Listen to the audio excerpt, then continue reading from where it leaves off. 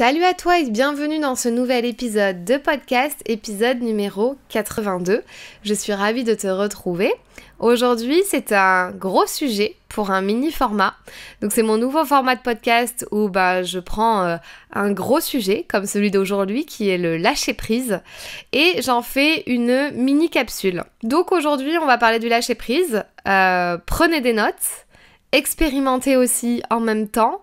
C'est un podcast que j'avais vraiment envie de faire parce que c'est très important, et notamment dans l'entrepreneuriat, d'arrêter de vouloir tout contrôler, d'arrêter d'être trop exigeant avec soi-même. Et c'est pas que dans l'entrepreneuriat, on peut être comme ça dans la vie de tous les jours également. Mais en tout cas, en tant qu'entrepreneur, moi aujourd'hui, je suis sur le chemin du lâcher prise au quotidien, donc je voulais vous faire part de ma checklist pour lâcher prise. Je vous souhaite une bonne écoute. Bienvenue dans le podcast qui t'aide à révéler pleinement ton potentiel. Je suis Fanny L'Esprit, je suis aujourd'hui coach, conférencière et formatrice dans la prise de parole en public. Je n'ai pas toujours fait ça puisque j'étais une ancienne timide et je n'avais pas confiance en moi.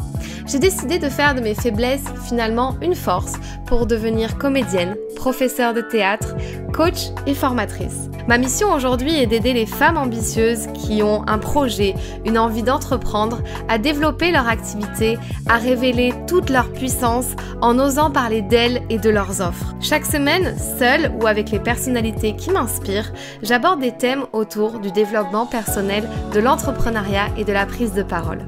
Si le podcast te plaît, je t'invite à le noter 5 étoiles sur la plateforme de ton choix. Cela m'aiderait beaucoup à faire connaître le podcast. Je te souhaite une très belle écoute. Selon une étude qui a été menée par l'Ipsos, lâcher prise est une nécessité pour près de 8 Français sur 10. Donc autant vous dire que c'est même pas un sujet, c'est un fait de société cette histoire de lâcher prise. En fait, beaucoup de gens ressentent le besoin de lâcher prise parce qu'ils sont en pression permanente, en surcharge mentale, ils se sentent surchargés. Cette notion de lâcher prise, c'est quand on a vraiment besoin de laisser aller ce qui est, arrêter de vouloir contrôler, arrêter de vouloir être exigeant avec soi. Donc c'est ce dont on va vraiment parler aujourd'hui, sur un format court toujours. Pouvoir lâcher prise ou faire un petit caprice dans sa vie, parce que se dire aujourd'hui, vous savez, moi ça y est, je décide de lâcher prise, je lâche prise avec le boulot, je lâche prise avec ci, avec ça. Parfois c'est considéré comme un petit caprice, vous voyez, aux yeux des autres, un petit peu, dans notre entourage, le jugement, le regard des autres. Mais c'est quand même quelque chose de nécessaire, puisque je vous dis, 8 Français sur 10 en ressentent le besoin. Donc c'est presque, même une personne sur 3 dit que c'est indispensable, selon la même étude dont je vous ai parlé tout à l'heure. C'est une personne sur 3 qui vous dit c'est indispensable. Moi en coaching, c'est souvent le truc qui revient tout le temps.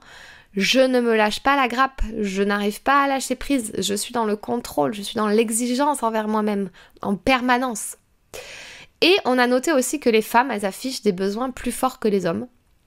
84% estiment qu'il est nécessaire de pouvoir lâcher prise, de savoir lâcher prise, et alors qu'il n'y a que 77% des hommes qui le pensent.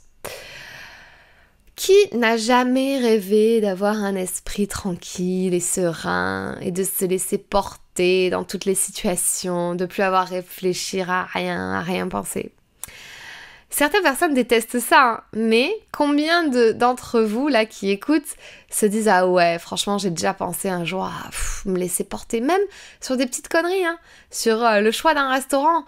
Arrêtez de vouloir tout choisir, de contrôler la situation. Laissez-vous porter, laissez-vous amener. » Il y a des gens qui font naturellement ça. Alors ça veut pas dire qu'ils ont plus de facilité à lâcher prise. C'est un peu leur nature. Parce que à contrario, ils vont pas lâcher prise pour d'autres choses les concernant.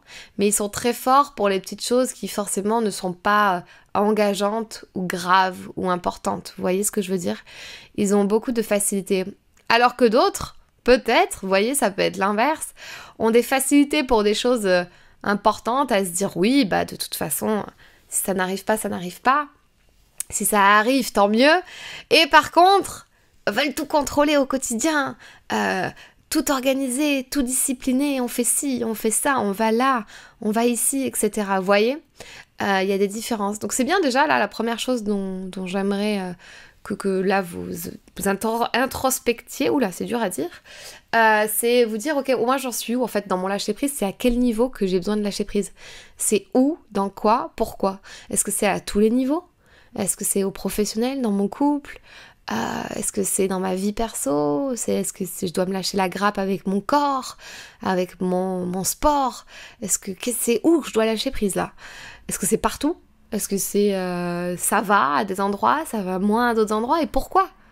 Pourquoi ça va bien vous lâcher prise en couple et vous lâchez pas prise dans le pro? Qu'est-ce qui se passe? Vous voyez?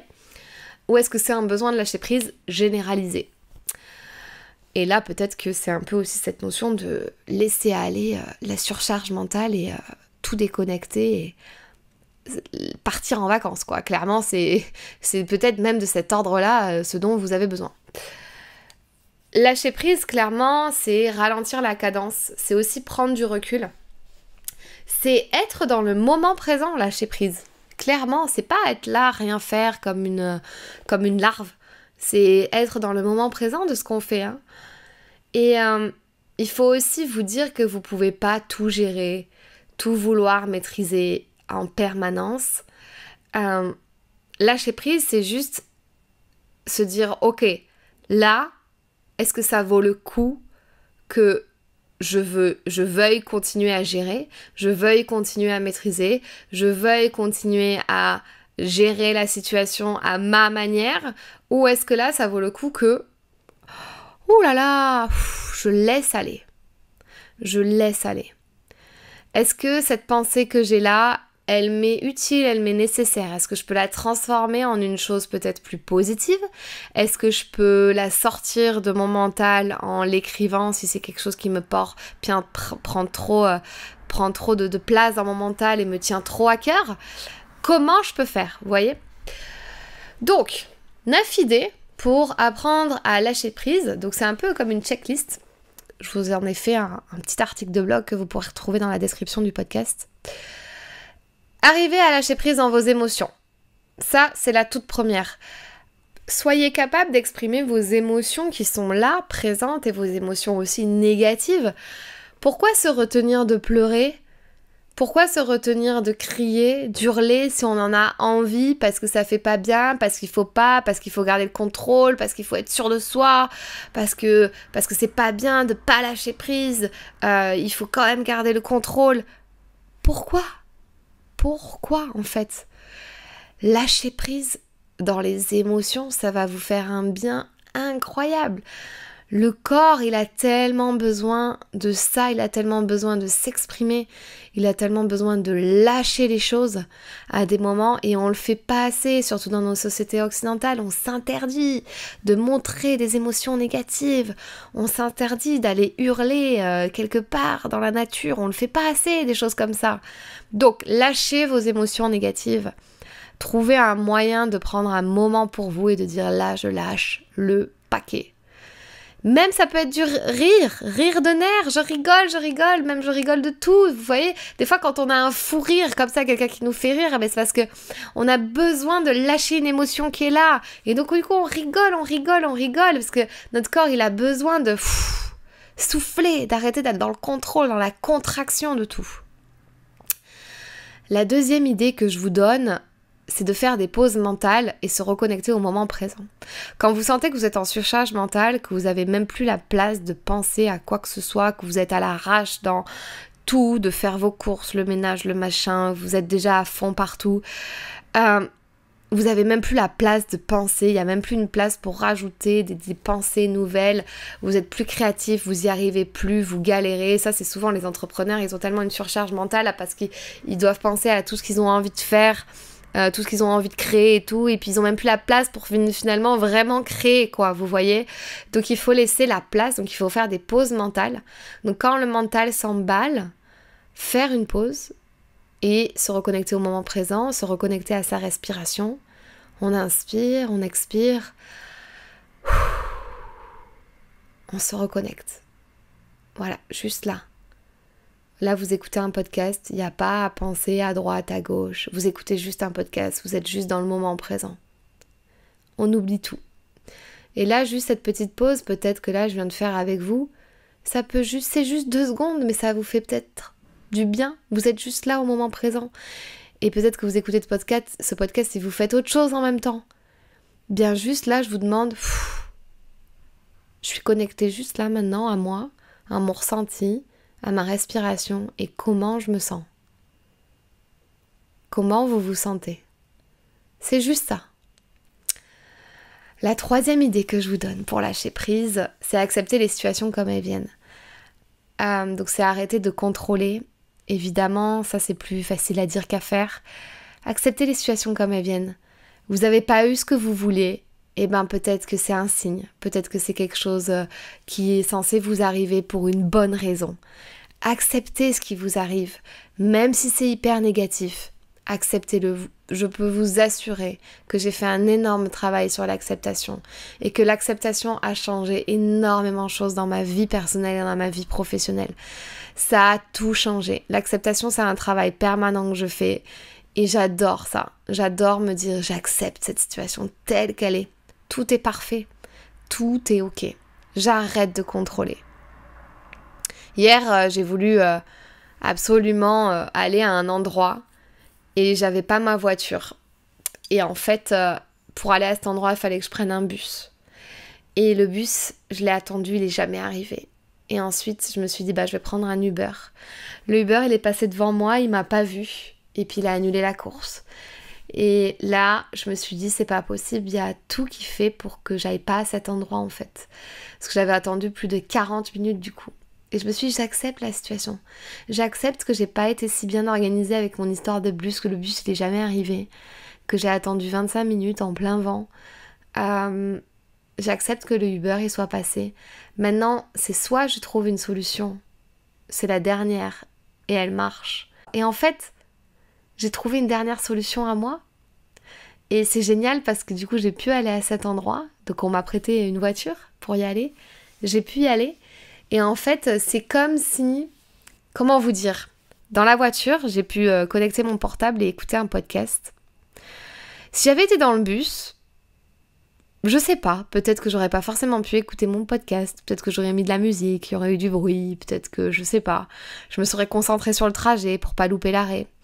Le Uber, ça m'aurait coûté 20 €. Alors que là, on m'a prêté une voiture.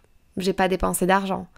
J'ai pu écouter un podcast tout simplement. J'ai pu passer un coup de fil aussi en revenant de cet endroit dans la voiture qu'on m'a prêtée. Alors que peut-être que ça ne serait pas fait si j'avais été en bus. Vous voyez ce que je veux dire?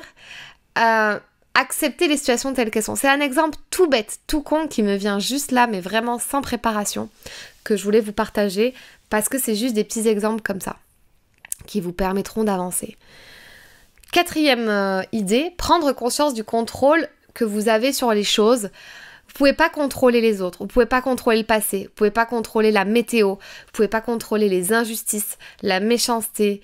Va vraiment falloir que vous acceptiez ça, donc ça vient aussi avec cette 3e idée que je vous ai dit d'accepter les situations comme elles viennent.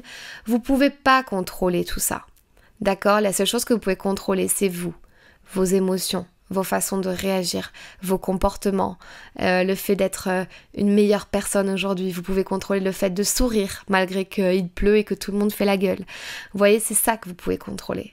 Donc prenez conscience du contrôle que vous voulez avoir sur les autres, hein, en couple, quand on veut contrôler l'autre pour qu'il fasse tout bien comme on a envie qu'il fasse.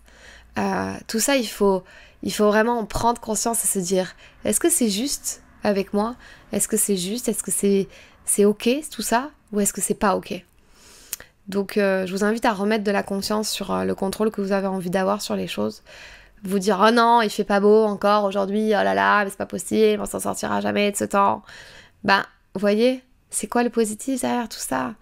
Comment je peux ramener ma lumière et mon sourire dans ce mauvais temps? Tout pourri! Et je veux pas du mauvais temps, mais je peux pas le contrôler. La seule chose que je peux contrôler, c'est acheter un billet pour la Polynésie française et me barrer et partir. Si c'est ça le problème. Parce qu'il faut aussi se responsabiliser dans cette histoire de lâcher prise. Quand on veut tellement contrôler les autres, c'est qu'à un moment donné, on est peut-être en insécurité vers les autres, ou ce qui se passe, c'est qu'on est peut-être en insécurité avec nous-mêmes.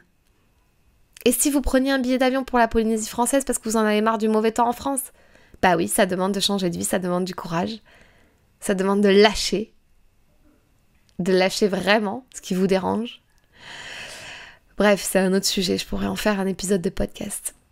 Ensuite, la clé que je vous donne suivante, c'est faire du sport, se défouler, faire une activité physique. Je vous apprends rien. Pour lâcher prise, il faut lâcher le corps, on en parlait tout à l'heure. Faites du sport, allez-y, défoulez-vous, transpirez.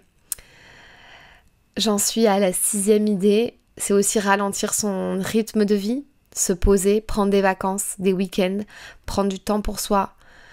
Et le faire aussi accepter par son entourage. Parfois, je sais que c'est difficile de faire accepter les choses par son entourage. De juste dire, voilà, là, je prends une journée pour moi. J'ai besoin de cette journée. Il faut se débrouiller pour faire regarder les enfants. Il faut se débrouiller. Tu seras tout seul aujourd'hui. Tu fais ce que tu veux, mais moi, je ne serai pas là. Je serai seule avec moi-même, en train de me donner de l'amour de moi. Voilà.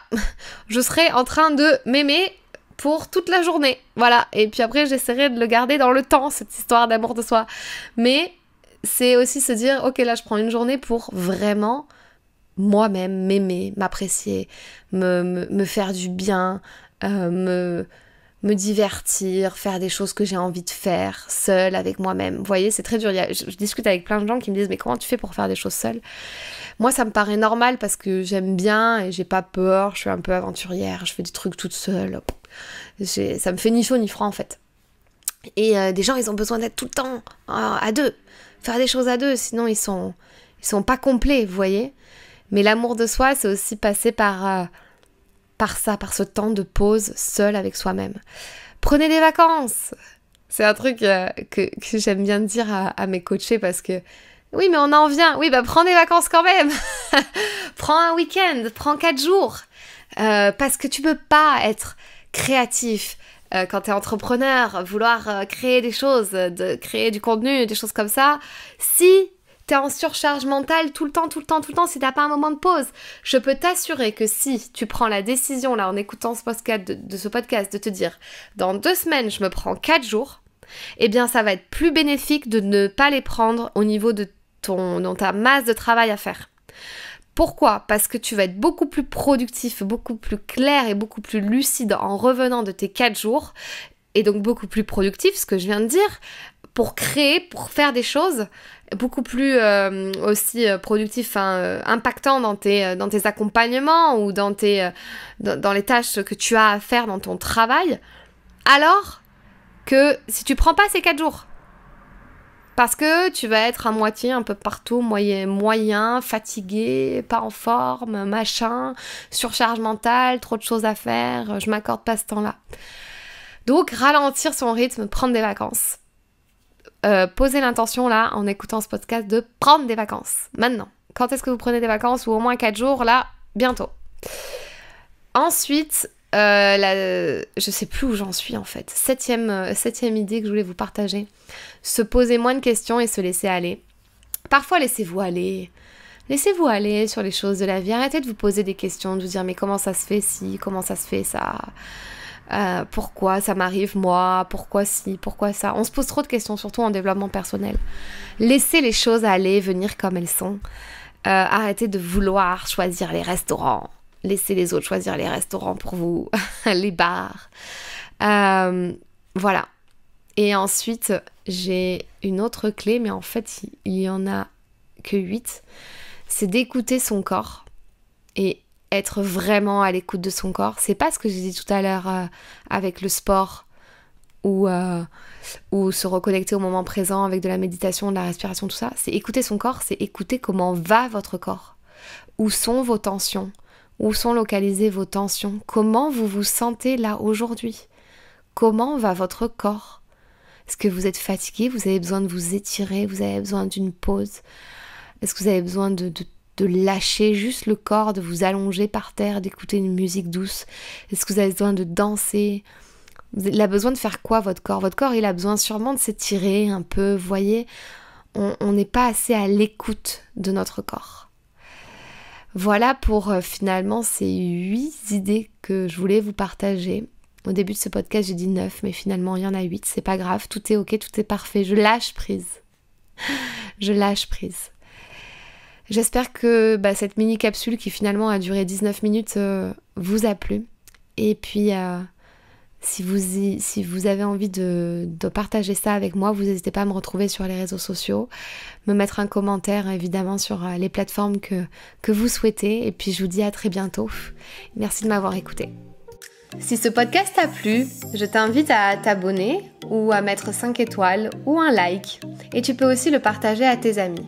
Tu peux me retrouver sur tous les réseaux sociaux sous le nom de Fanny l'Esprit Coach. Si tu as des questions ou des sujets que tu aimerais que j'aborde, n'hésite pas à m'écrire. À très vite dans un tout nouveau podcast.